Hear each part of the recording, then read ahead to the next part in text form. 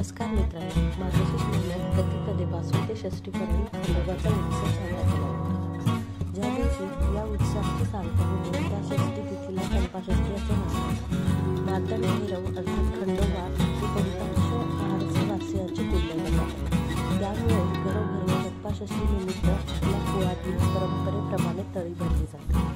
चला तर मित्रांनो, मी आज बनवणार आहे वांग्याचं भरीत आणि काजूच्या पिठाचे दोडके. आपण नैवेद्य म्हणून खंडोबाला देतो.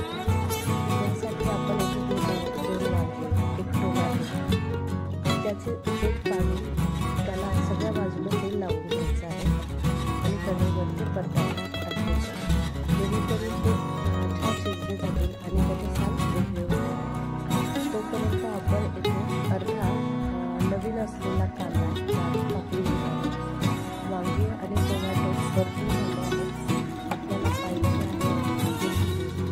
5 ते 6 पाकळ्या कढीपत्ता असेल तर कांद्याची पात, वांगे आणि टोमॅटोचे साल काढून स्मॅश करा. लसूणची बारीक पेस्ट करा.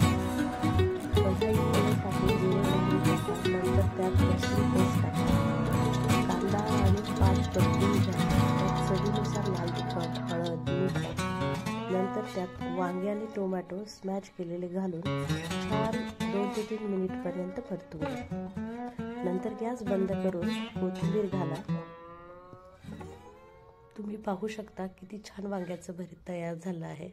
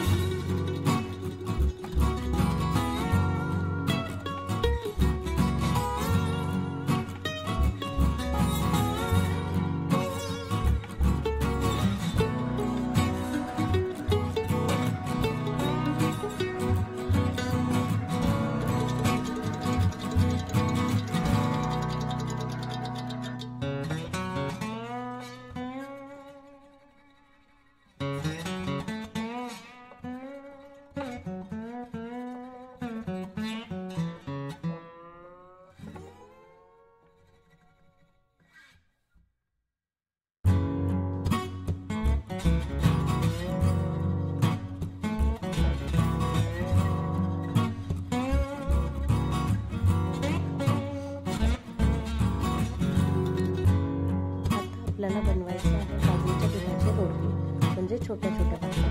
त्यासाठी मी पिठामध्ये चवीसाठी चिमूटभर मीठ घालत आहे. थोडं पाणी घालून हे पीठ छान मळून घ्यायचं आहे, जेणेकरून भाकरी छान होईल. हे आपलं पीठ इथे तयार झालं आहे. आता त्याचे छोटे छोटे 5 गोळे बनवून घ्या आणि थापून घ्या.